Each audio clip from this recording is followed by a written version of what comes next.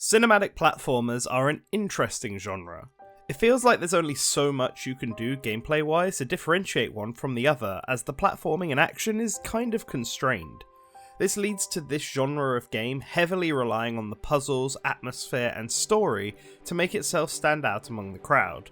And to me, it is clear that Wishfully Studios, the developers behind Planet of Lana, understood this.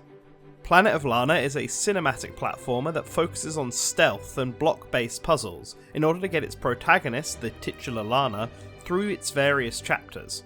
Lana isn't alone on her journey though.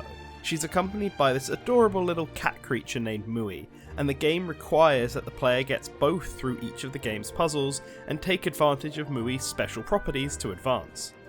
The player doesn't directly control Mui, they can only give her specific commands like go here, stay still, and interact, and it's up to the player to know exactly when and where to use Mui in order to keep her from being killed by native wildlife and invading robots from outer space. For the most part, all Mui and Lana can do is pull, push, and climb on objects, but later on they both get a unique ability to interact with the world. Mui can hypnotise other creatures in the world, using them to open up areas or drain lakes, while Lana gets the power to manipulate machines, both static ones in the environment and enemy robots that are usually a threat to the duo. This all makes up the majority of the gameplay found in Planet of Lana. Occasionally there might be a more logic-based puzzle, a chase scene, or a series of quick-time events, but most of the game involves Lana and Mui avoiding enemies and climbing or jumping up cliffsides and through caves as they make their way to rescue all of Lana's captured family and friends. Which brings us to the story. Planet of Lana is a game very open about its story, without needing to have a lot of text or exposition. Most of the backstory can be easily understood through environmental clues and images, some of which act as the game's collectibles at the secret shrine. The main story of the game, though, is that one day while Lana and her sister Elo were playing in the woods, a swarm of robotic aliens descended on their home planet, which is notably not Earth, and began abducting any living beings in sight. While Elo was captured, Lana managed to remain out of sight and ended up as the only survivor. Desperate to find her sister again, Lana begins making her way towards the alien mothership in the distance, avoiding death and capture at every turn. On her way, she rescues a local cat creature from being caught by the robots and names it Mui. The two now have to work together through caves, swamps, sea and desert in order to make it to the mothership and find a way to rescue all of the captured humans. It's a pretty simple but neat story that justifies all the events that are going on, and Lana's vulnerabilities make for a perfect protagonist to empathise with and want to see overcome the many hurdles. And this characterisation for Lana does wonders for Planet of Lana's strongest aspect, its presentation and atmosphere.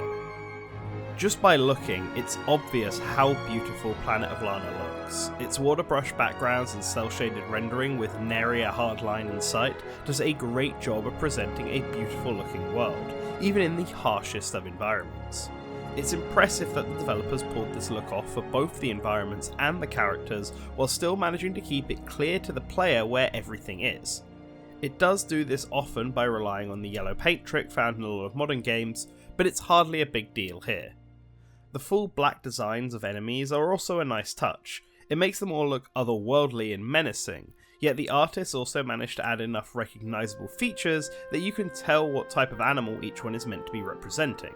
The monochrome designs also make the enemies stand out quite nicely from the colourful background elements in a way that promotes visibility.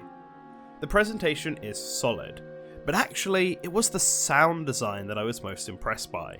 This is definitely a game you want to play with headphones on. From the snorting of the wild boars or the distant beeps of the robots warning players of incoming danger, sound is used to support gameplay quite often through this adventure.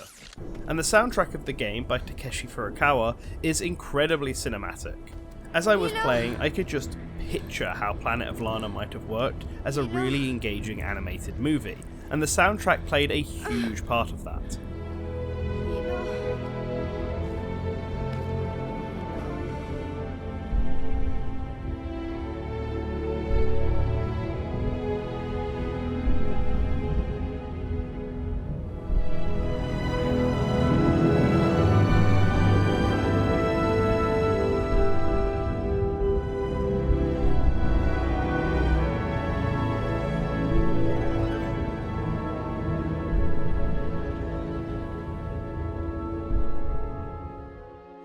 particular, there is one sequence in the game which utilises a vocal track, and it is one of the best parts of the game purely through how it generates its atmosphere in that moment.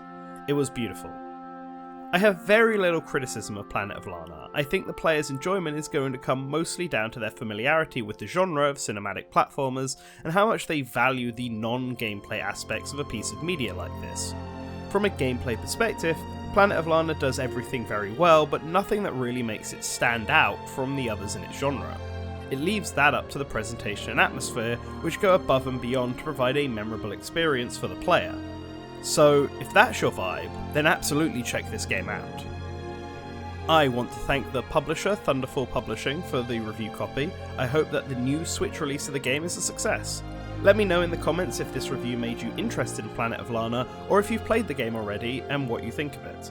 I'd love to hear your thoughts. On screen right now are our $5 plus patrons who got early access to content and help make our work possible. If you want to join them, there is a link in the description below. If not though, don't worry, just remember to like, comment and subscribe so that you always remember to return to the source.